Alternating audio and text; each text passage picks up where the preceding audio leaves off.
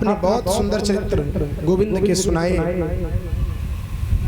अन्य अन्य भक्तों पर भगवान ने कृपा की, कई भक्तों पर भगवान ने दया की, लेकिन आप मुझे बताने की कृपा करें, क्या भगवान ने कभी किसी दीन दुखी को अपना बनाया? क्या किसी दीनहीन को अपने गले लगाया? अगर किसी दीनहीन को अपने गले लगाया हो तो आप हमें अवश्य सुनाने की कृपा करें। सुखदेव जी का ध्यान चला गया। राजन, एक ही बड़ा सुंदर चरित्र में तुम्हें सुना रहा हूं। कृष्णस्यासीद सखा कश्चित। 20 मिनट के लिए सबको शांति से बिठाओ, सब बच्चों को बिठाओ शांति से। थोड़ी देर खनको नहीं, शांति से बैठो।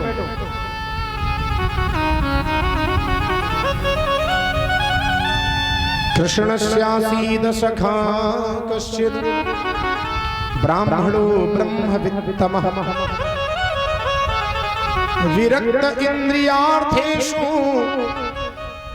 प्रशांतात्मा जितेन्द्रिया।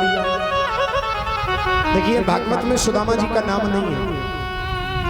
कृष्णस्यासीत सखा कश्चित्, कश्चित् माने कोई एक सखा भगवान का था, ब्राह्मण था और ब्रह्मवित्तम। लोग कह देते हैं सुदामा गरीब है, लोग कह देते सुदामा दरिद्र है, लोग कह देते सुदामा दुखी है, लोग कह देते सुदामा भिखारी है, लेकिन मैं इस बात को स्वीकार नहीं करता। आजकल ऐसे लोग धनोपार्जन के लिए मने सुदामा से भीख मंगवाते हैं, भीड़ में भेज देते हैं, जाओ कटोरा पकड़ा दिया हाथ में। अरे सुदामा को काहे को कटोरा पकड़ाए हो, खुद कटोरा पकड़ लो हाथ में। इतना ही पैसा चाहिए तो खुद कटोरा पकड़ के भीख मांगो ना, सुदामा को काहे को बदनाम कियो। लोग कह देते सुदामा भीख मांगता नहीं। विरक्त इंद्रियार्थेषु, इंद्रियों से विरक्त है। प्रशांतात्मा जितेन्द्रिया, प्रशांतात्मा, जैसे प्रशांत महासागर होता है ना, उसमें कोई उथल पुथल नहीं होती है। ऐसे सुदामा जी के मन में कोई उथल पुथल नहीं। पैसा नहीं है, कोई बात नहीं। हमारे पास धन नहीं है, कोई बात नहीं है, लेकिन जो धन भगवान ने हमको दिया है वो सबको नहीं देते। पायो जी मैंने राम रतन धन पायो। महाराज, सुदामा जी भिक्षुक हो सकते हैं, मैं ये बात स्वीकार करता हूँ, लेकिन सुदामा जी भिखारी नहीं हो सकते। परीक्षित जी, भिक्षुक और भिखारी में बड़ा अंतर होता है। भिक्षुक कौन है? भिक्षुक वह होता है जो कहता है प्रभु जी तना दीजिए, जामे कुटुंब क्षमा, मैं भी भूखा ना रहूं और साधु न भूखा जाऊं।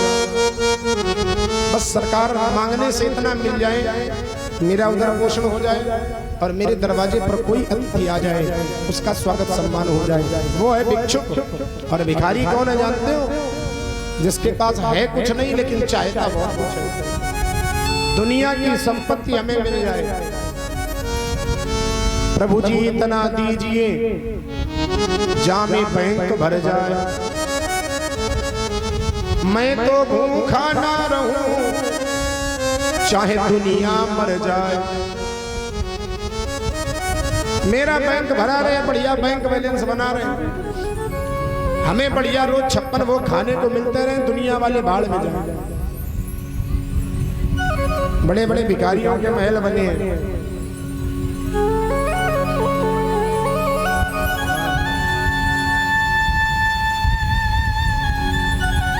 इनकी एक पत्नी है जिसका नाम है सुशीला। दोनों बड़े प्रेम से रहते हैं। सुदामा जी केवल भगवान का भजन किया करते हैं। एक दिन भगवान बैठे बैठे विचार करते हैं, मैंने सब भक्तों को कुछ न कुछ दिया है, लेकिन अपने प्रिय भक्त सुदामा को अभी तक कुछ नहीं दिया है। और सुदामा ऐसे हैं जो कभी मेरे दरवाजे मांगने नहीं आएंगे।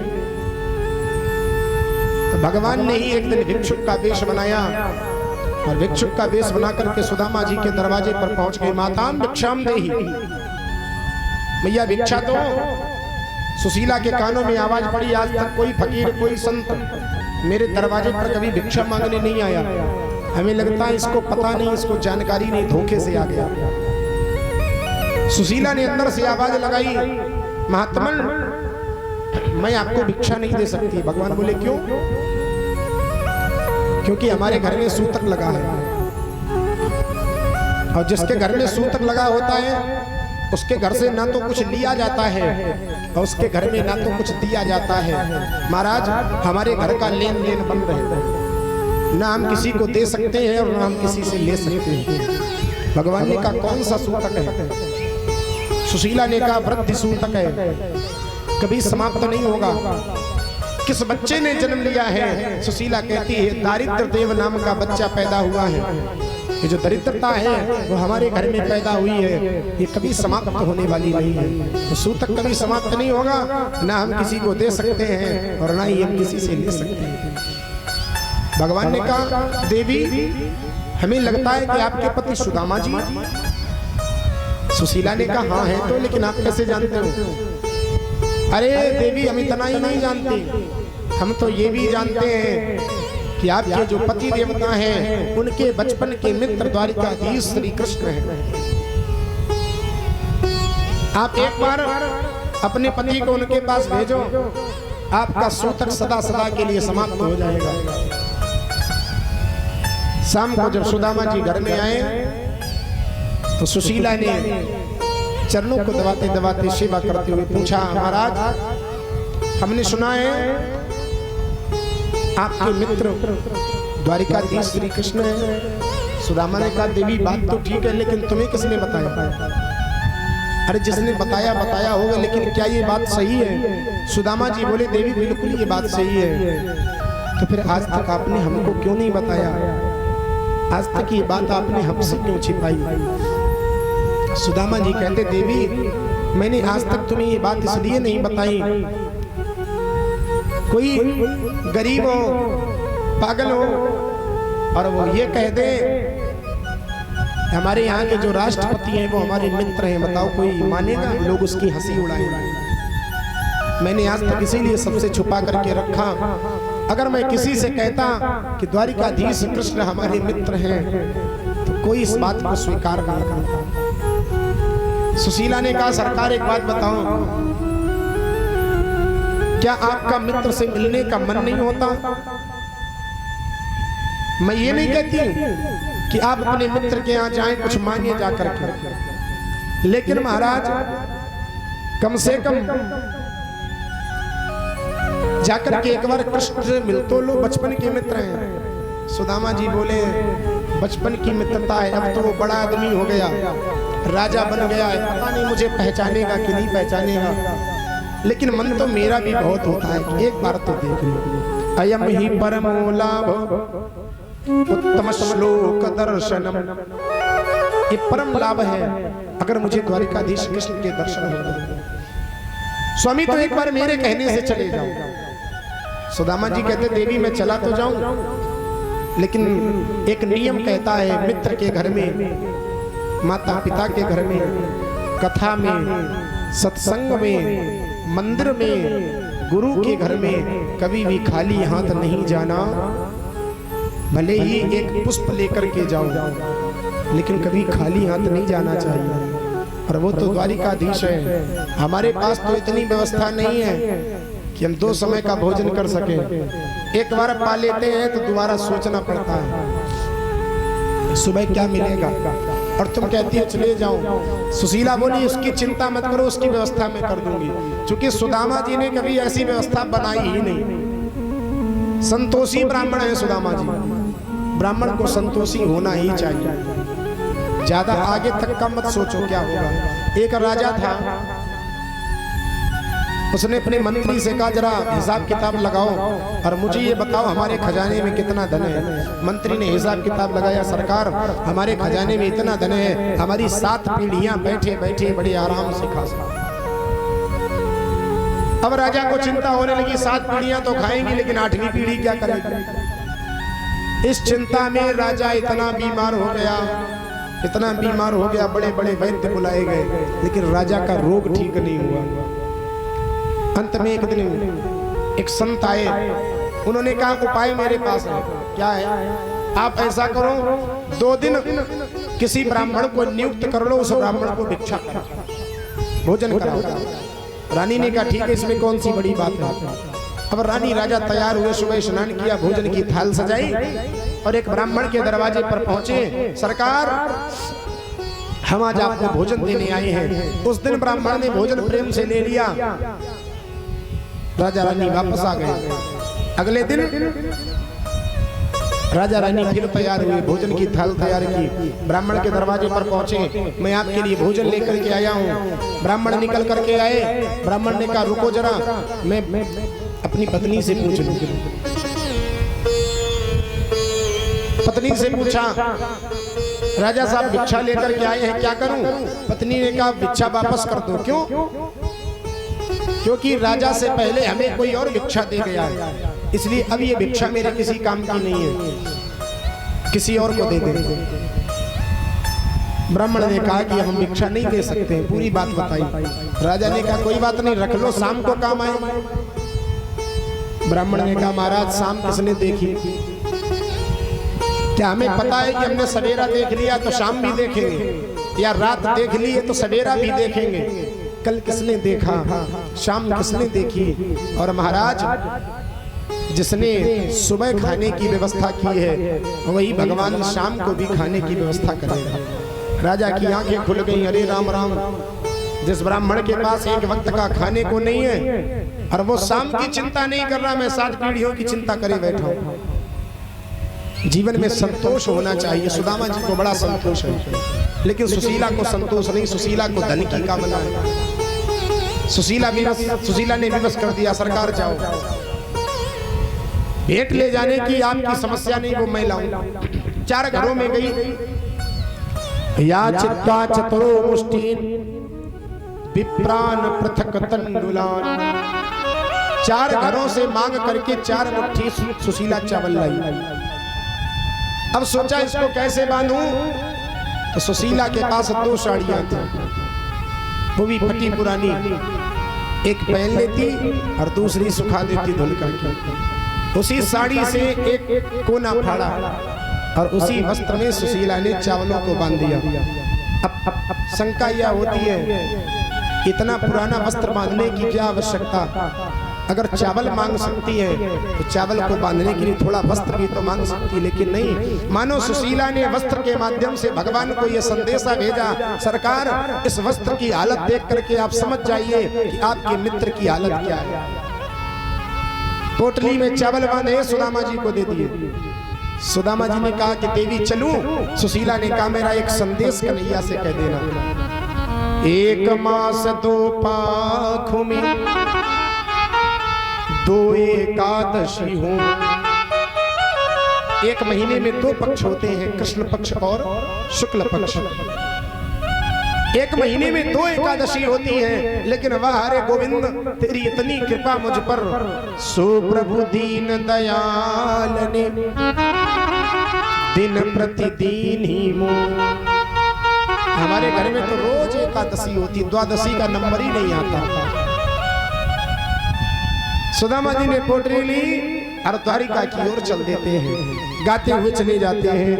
दूर नगरी बड़ी दूर नगरी, नगरी बड़ी दूर नगरी, दूर नगरी बड़ी दूर नगरी, दूर नगरी बड़ी दूर नगरी। कैसे आऊं मैं कन्हैया, कैसे आऊं मैं कन्हैया, कैसे आऊं मैं कन्हैया, कैसे आऊं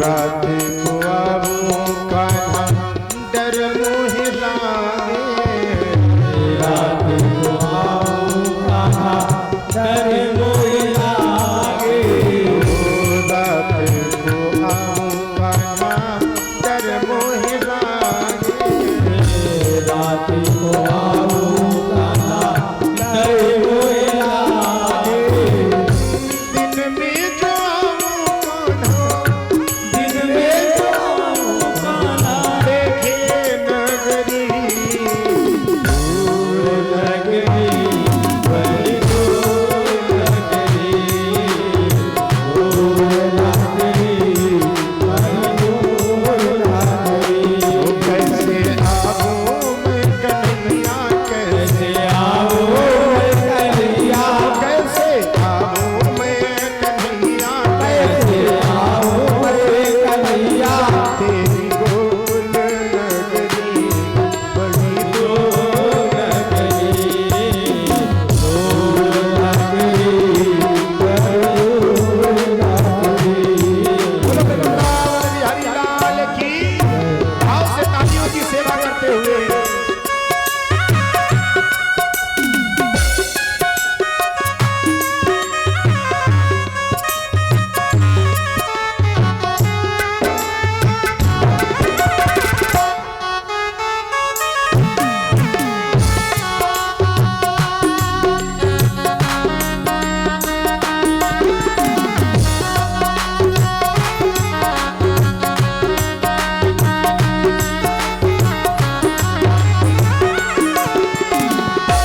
लोग संग आऊं कान्हा डर मोहे लागे, लोगों संग आऊं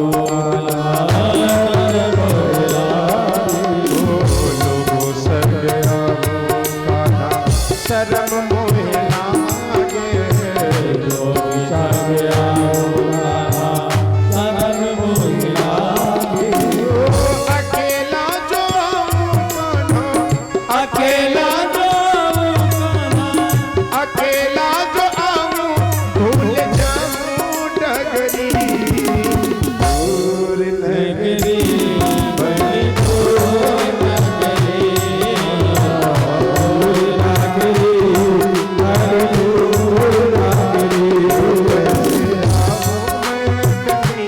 कैसे आओ कन्हैया, कैसे आओ कन्हैया, बड़ी दूर नगरी,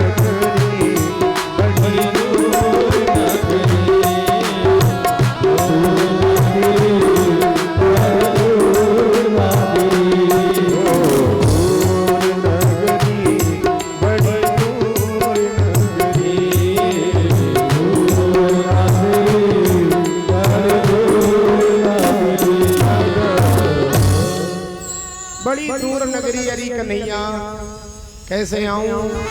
कहते कहते इतना थक गए चलते चलते, एक वृक्ष की छांव देखी, सुदामा जी लेट गए, थके हुए तो थे ही, आंख लग गई, और जैसे ही सुदामा जी सोए, भगवान को तो भक्त को बुलाना ही था, योग माया को इशारा किया, सुदामा जी सोए वृक्ष के नीचे और जागे तो चकाचौंध हो गए। भैया ये कहाँ गया मैं? लोगों से पूछा भैया ये कौन सी जगह है? एक रास्तागीर ने बताया ये द्वारिका है। अच्छा मैं द्वारिका पहुंच गया? हाँ आप द्वारिका में हो, तो भैया जरा मेरे मित्र का घर मुझको बता दो। रास्तागीर ने कहा बता दूंगा। अरे कोई मोहल्ला नंबर, मकान नंबर, गली नंबर बताओ तो मैं बता दूंगा कि कहाँ तेरा मित्र रहता है।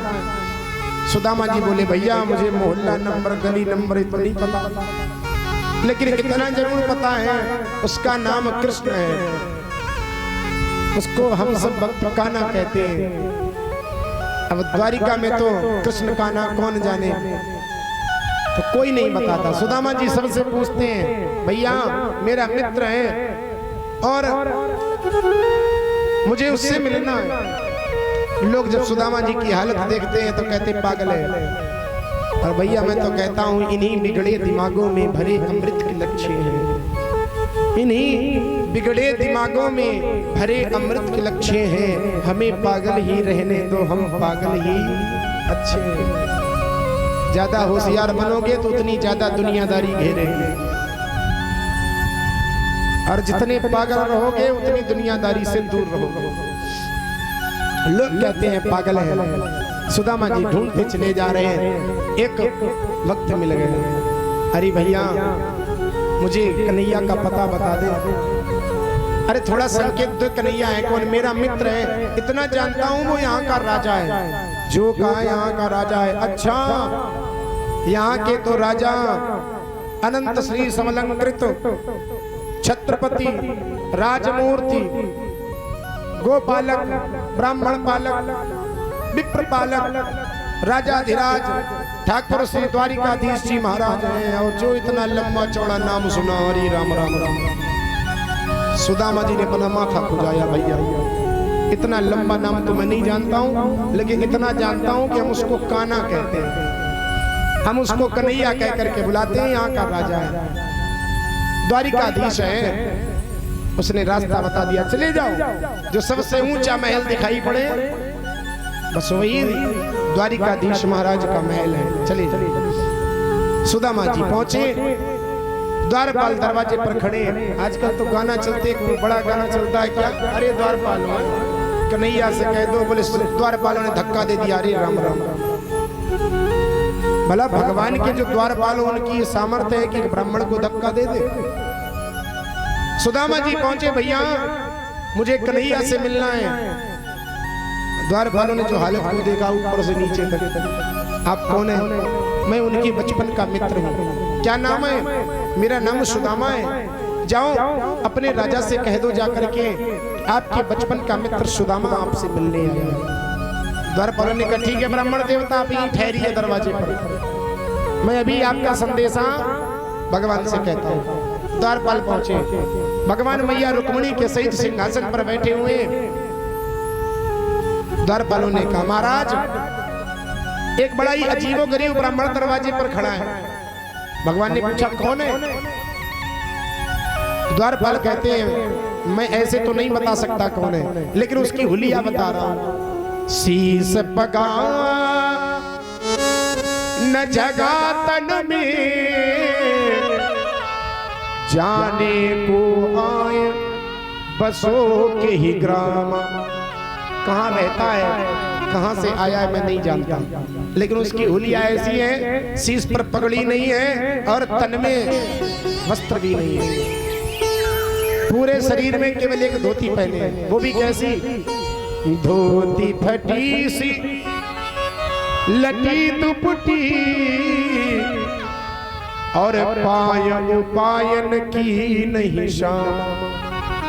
एक फटी पुरानी धोती पहने, पैरों में बड़ी बड़ी बीमारियां पड़ी हैं, पैरों में पदत्राण नहीं है महाराज। और द्वारी खड़ो तुझ दुर्बल को रहो चकिसो वसुधा अभिराम। महाराज उसकी दृष्टि ऊपर नहीं जाती है, अपनी दृष्टि पृथ्वी पर लगाए है, भूमि को देख रहा है। और पूछत दीन दयाल को धाम। भगवान बोले नाम तो बता सही। बतावत आपनो नाम सु। द्वारपाल केवल सु कह पाए, भगवान बोले दामा सुदामा मेरे बचपन का मित्र मुझसे मिलने आया। भगवान ऐसे भागे, कहीं पीताम्बर जा रहा, कहीं खड़ाऊ जा रही, कहीं वंशी जा रही, भगवान भागते चले जा रहे। सारे सभासद उठ करके खड़े हो गए। आज के पहले कभी द्वारिकाधीश को ऐसे पागलों की तरह भागते नहीं देखा। कौन ऐसा व्यक्ति विशेष दरवाजे पर खड़ा है जिसके लिए भगवान पागलों की तरह भाग खड़े हुए? भगवान भागते चले जा रहे हैं, पीछे पीछे से सब सेवक। भगवान ने 7 ड्योढ़ियों को पार किया। दरवाजे पर सुदामा जी खड़े, अनेक संकल्प विकल्प के मन में आ रहे हैं। पता नहीं भैया बड़ा आदमी हो गया, मिलेगा कि नहीं मिलेगा, पहचानेगा कि नहीं पहचानेगा। और सुदामा जी घूम करके चलने ही वाले थे, तब तक भगवान ने पीछे से आवाज लगाई, भैया सुदामा। जो कन्हैया की आवाज सुदामा जी के कानों में पड़ी, सुदामा जी भाग खड़े हुए, भगवान सुदामा के चरणों में गिर गए। सुदामा जी ने भगवान को उठा करके अपने हृदय से लगा लिया। मित्र का स्थान चरणों में नहीं होता है, मित्र का स्थान तो हृदय में होता है। सुदामा जी ने भगवान कन्हैया को अपने हृदय से लगा लिया। भगवान द्वारिकाधीश गोद में उठा करके सुदामा जी को लाए और अपने सिंहासन पर बिठा दिए। लोग कहते सुदामा गरीब है, आप बताइए सुदामा जैसा भाग्य कहां मिलेगा? जिस सिंहासन को छूने की सामर्थ्य ब्रह्मा में नहीं, जिस सिंहासन को छूने की सामर्थ्य शंकर जी में नहीं, किसी देवता में ये सामर्थ्य नहीं कि भगवान द्वारिकाधीश के सिंहासन को स्पर्श कर सके, आज उसी सिंहासन पर सुदामा जी बैठे। सारे सभासद आश्चर्यचकित, और सबसे बड़ा आश्चर्य तो तब हुआ जब सुदामा जी सिंहासन पर बैठे और भगवान द्वारिकाधीश सुदामा जी के चरणों में बैठ गए। अपने पीतांबर से सुदामा जी के चरणों की धूल को झाड़ रहे भगवान। सब आश्चर्यचकित, कौन है, कहां से आया है? भगवान ने तुरंत रुक्मिणी को आदेश दिया, दास दासियों से नहीं कहा, रुक्मिणी से कहा, जाओ जल लेकर के आओ, ब्राह्मण देवता पधारे हैं, चरणों को धोना है। भगवान जब तक मैया रुक्मिणी जल लेने के लिए गई, इधर भगवान पीतांबर से धूल झाड़ रहे हैं। पैर के तलवों पर जो ही हाथ सहलाया, भगवान ने अनेक अनेक कांटे सुदामा जी के पैरों में चुभे। जैसे ही हाथ लगाया तो सुदामा जी के पैरों से रक्त निकलने लगा। जो ही रक्त निकलता हुआ देखा, भगवान इतना रोए हैं, इतना रोए हैं, अरे भैया ऐसे बेहाल बिवाइन सो पग कंटक जाल लगे पुनि जो। अपने हाथों से भगवान एक एक कांटा निकाल ले। हाँ ये महादुख पायो सखा, तुम आए न इतै कितै दिन को। मैंने तो सबको सब कुछ दिया, तुम कहाँ बने रहे, तुम मेरे पास क्यों नहीं आए? एक बार आते तो सही। भगवान इतना रोए हैं, इतना रोए। देखी सुदामा की दीन दशा, करुणा करी के करुणा निधि रो। पानी परात को हाथ छुयो नहीं, नयनन के जल सो पग धो। इतने आंसू बरसाए, इतने आंसू बरसाए। मैया रुक्मिणी जो जब तक जल लेकर के आती, उस जल को तो भगवान ने हाथ भी नहीं लगाया, अपने आंसुओं से ही सुदामा जी के चरणों को धो दिया। एक एक कांटा सुदामा जी का भगवान निकाल ले। सारे कांटे तो निकल गए, लेकिन एक कांटे को जब भगवान पकड़ते हैं वो छूट जाता है। फिर से पकड़ा, फिर छूट गया, फिर पकड़ा, फिर छूट गया। जब हाथ से पकड़ में नहीं आया तो भगवान ने अपने मुख से दांतों से दबा करके सुदामा जी के उस कांटे को निकाला। ये कांटा बहुत गहरा है। ये कांटा जानते हो कौन सा है? पुनरपि जन्मम और पुनरपि मरणम। बार बार जन्म लेना, बार बार मरना। सबसे ज्यादा पीड़ा व्यक्ति को बस दो समय में होती है, जन्मत मरत दुसा दुख हुई।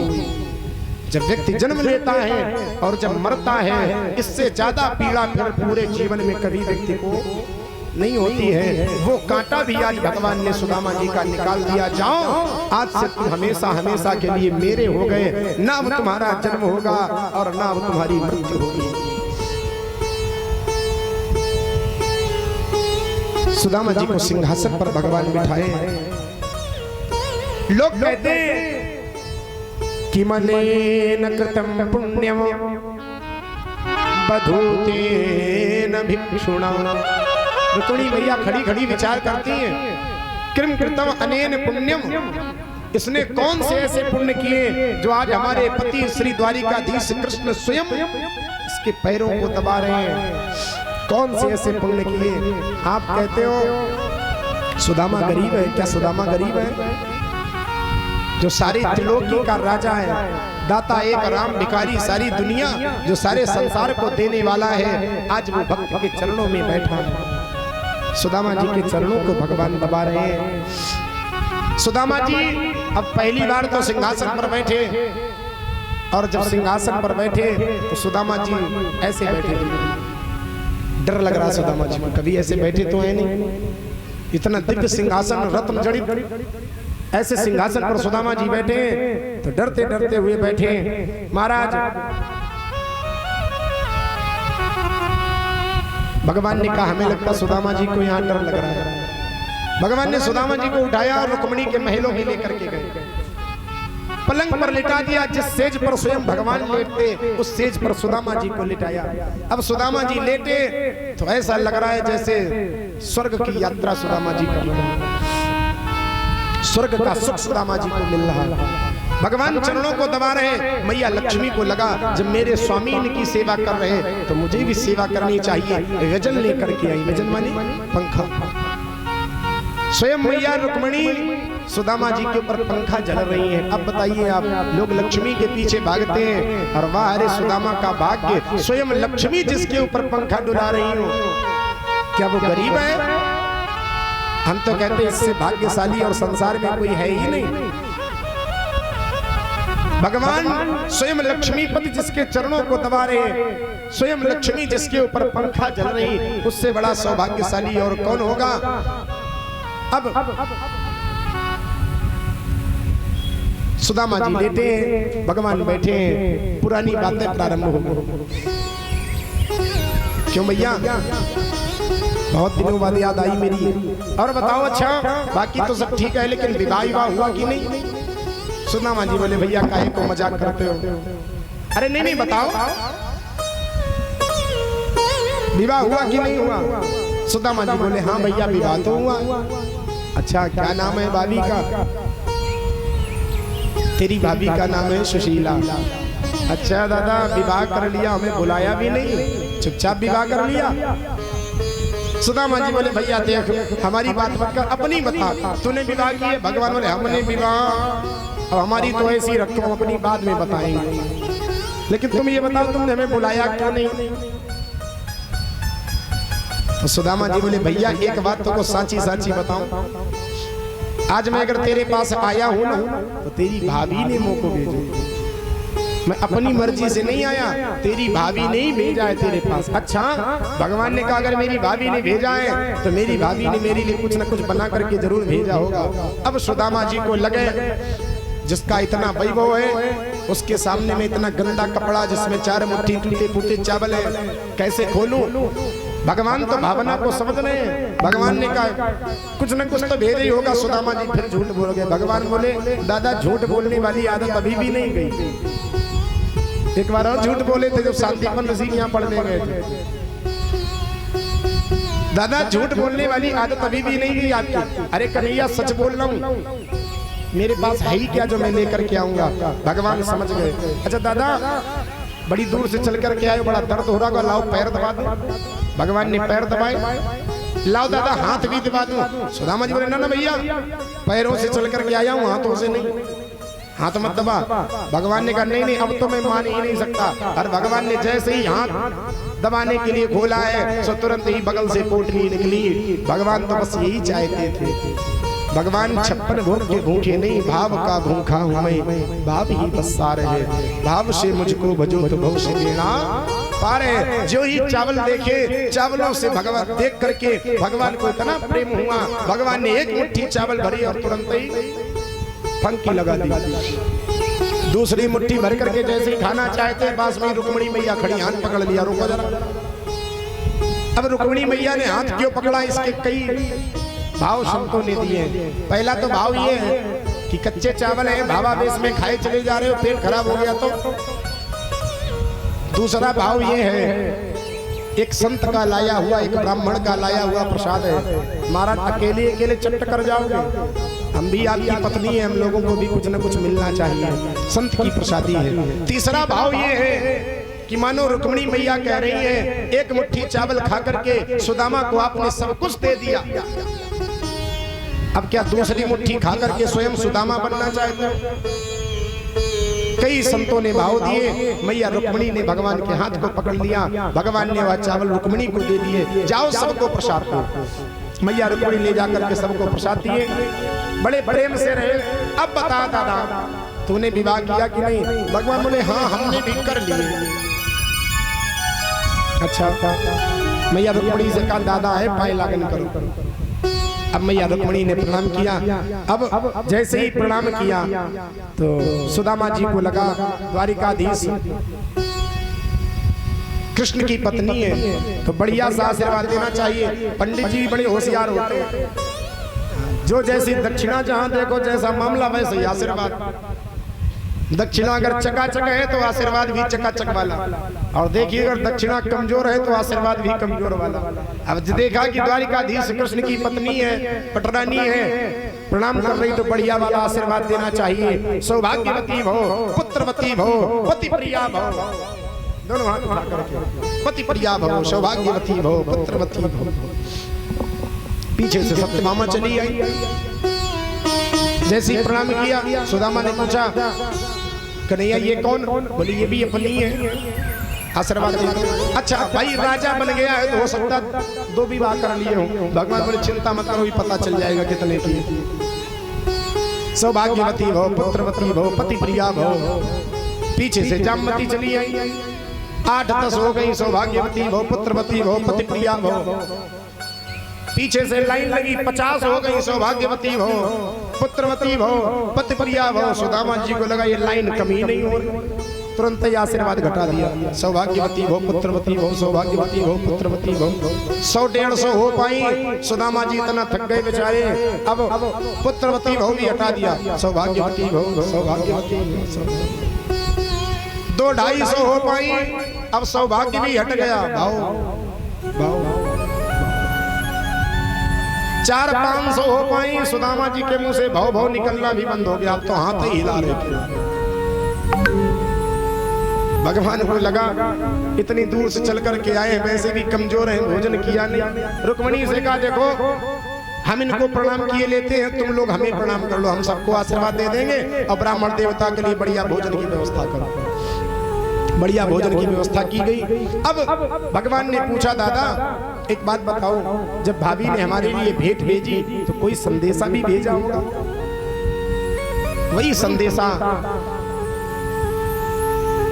जो सुशीला ने सुदामा जी से कहा था, वही सुदामा जी ने भगवान से कहा। 1 मास 2 पाखु में 2 एकादशी होए, सो प्रभु दीन दयाल ने दिन प्रतिदिन ही। भैया भगवान तो ऐसे देते हैं कि लोग जान भी नहीं पाते हैं। भगवान ने तुरंत प्रत्युत्तर भेज दिया, भाभी होनी थी सो हो गई, अब ना ऐसी होए। भाभी तेरे भवन में नित्य द्वादशी होए। अरे भाभी जाओ, आज से मैं आशीर्वाद देता हूं, आज के बाद तेरे घर में एकादशी होगी नहीं, रोज द्वादशी मनाओ, रोज 56 भोग खाओ। सुदामा जी समझ भी नहीं पाए और भगवान ने सब दे दिया। भगवान तो ऐसे ही देते हैं, जिसके ऊपर भगवान प्रसन्न हो जाए तो भगवान ऐसे ही उसको देते हैं। भगवान ने सब कुछ सुदामा जी को दे दिया, लेकिन सुदामा जी समझ भी नहीं पाए। इसलिए किसी भी दान पर देखो देने वाले भगवान हैं। इसलिए अगर हम किसी को कुछ देते हैं तो उस पर घमंड नहीं करना चाहिए। एक भक्त का बड़ा सुंदर भाव है, राजा दान कर रहा लेकिन दान करते करते भी उसके नेत्र झुके हुए। रहीमदास जी का बड़ा सुंदर पद्य है। किसी ने पूछा जब आप इतना बढ़िया काम कर रहे हो तो आपकी आंखें क्यों झुकी हैं? बड़ा सुंदर उत्तर दिया, देनहार कोई और है, देते रहे दिन रैन, देने वाला तो कोई और है जो दिन रात हमें देता है। लोग भरम हम पर करें या सो नीचे नैन, देने वाला तो परमात्मा है, देने वाला तो कोई और है, लेकिन जो दान ले जाते हैं उनको ये लगता है कि मैं दे रहा हूं, नाम मेरा हो रहा है, इसलिए मैं नेत्र झुकाए खड़ा हूं। कुछ ऐसे भी होते हैं और कुछ ऐसे भी होते हैं। एक जगह कथा हुई, बड़ा कंजूस आदमी भैया, जैसे ही जन्मोत्सव की कथा आई तो देखा क्या खूब रुपया लुटा रहा, 100-100, 200, 500 के नोट। पीछे लोग खड़े, बहुत भीड़ थी। लोगों ने कहा वाह भैया, पूरी कथा का प्रभाव इसी के ऊपर पड़ा है, देखो कितना दान लुटा रहा है। एक व्यक्ति पीछे खड़ा था, उसने कहा हमें इसमें कुछ दाल में काला लग रहा है, लाओ असलियत भी तो जाने क्या है। आगे आकर के देखा क्या कि पंडित जी की पोथी पर जो पैसे चढ़े तो वही उठा उठा करके जय कन्हैया लाल की जय कन्हैया। मेरा क्या जा रहा, नाम तो हो ही रहा मेरा। कुछ ऐसे भी होते। रात्रि भर सुदामा जी भगवान के पास में रहे, रात्रि भर बातें हुई, सवेरा हुआ तो सुदामा जी ने कहा भैया अब हम चलेंगे। भगवान ने कहा ठीक है दादा चलो, हम मना भी नहीं कर सकते क्योंकि भाभी अकेली घर में। अब सुदामा जी को लगा जिस लिए आए थे वो तो इसने किया ही नहीं। अब भगवान सुदामा जी को भेजने के लिए आए, लेकिन जब भेजने आए तो दोनों मुट्ठी बंद किए ऐसे। सुदामा जी को लगा चलो कुछ नहीं दिया, राजा है, दोनों मुट्ठी बंद है, अगर दोनों मुट्ठी में एक एक सोने की मोहर भी हुई तब भी मेरा जीवन कट जाएगा। भगवान ऐसे मुट्ठी बंद किए, दरवाजे पर आए। दादा किधर से आए थे? भैया हम इधर से आए थे, एक रास्ता इधर से है। एक मुट्ठी खुली, सुदामा जी की एक आशा गई। सुदामा जी ने सोचा हो सकता दूसरी मुट्ठी में हो। भैया दूसरा रास्ता इधर से भी है। सुदामा जी ने देखा दोनों हाथ खाली। सुदामा जी ने कहा हम जाएं चाहे कुआं में गिर जाएं, तुम्हें क्या लेना देना। अब सुदामा जी वहां से चले, रास्ते में मिल गए चोर, द्वारिकाधीश के यहाँ से आए हो। अब सुदामा जी तो पहले से खिसियाने हुए थे, तो तुरंत ही अपने वस्तु दा दिया, लो हमारे द्वारिकाधीश के यहाँ से ले लो, क्या है हमारे पास। फिर सुदामा जी को लगा ठीक ही राजू नहीं दिया, वो देवी देता यहाँ चोर ले लेते, एहसान भी हो जाता कि हमने दिया, हमें कुछ मिलता भी नहीं। सुदामा जी अपनी सुदामापुरी में पहुंचे, कंचन के महल खड़े हुए, बढ़िया साड़ी पहने हुए, 9 लखा हार पहने हुए, सुशीला आरती की थाल सजाए दरवाजे पर खड़ी। अब सुदामा जी बेचारे लाठी लेकर के पहुंचे और सुदामा जी कहते देवी यहाँ पर मेरी कुटिया पड़ी थी कल तक, कुटिया ना मिले कोई बात नहीं, कम से कम मेरी देवी सुशीला ही मिल जाए। सुशीला ने कहा सरकार हम ही तो सुशीला हैं। सुदामा जी देख करके बहुत चक्के दे गए, जी राम राम राम, हमें लगा था कन्हैया ने कुछ दिया ही नहीं। लेकिन सुदामा को ये वैभव नहीं चाहिए। सुदामा ने कहा देवी तुम्हारे पास 2 विकल्प हैं, अगर मेरे साथ रहना है तो इसका त्याग करो और मेरे साथ वन में रह करके भजन करो। अगर ये वैभव भोगना है तो तुम्हें पति का सुख नहीं मिलेगा, मैं घर छोड़ करके जा रहा हूँ और जब तक तुम्हें मेरे साथ रहना है तो इस वैभव का त्याग करना पड़ेगा। सुशीला और सुदामा दोनों ने उस वैभव का त्याग कर दिया, वन में जाकर के भगवान का भजन किया। बोलो भक्तवत्सल भगवान की जय। गंगा के किनारे बैठे हुए महाराज सुखदेव जी राजेंद्र परीक्षित को कथा सुना रहे हैं।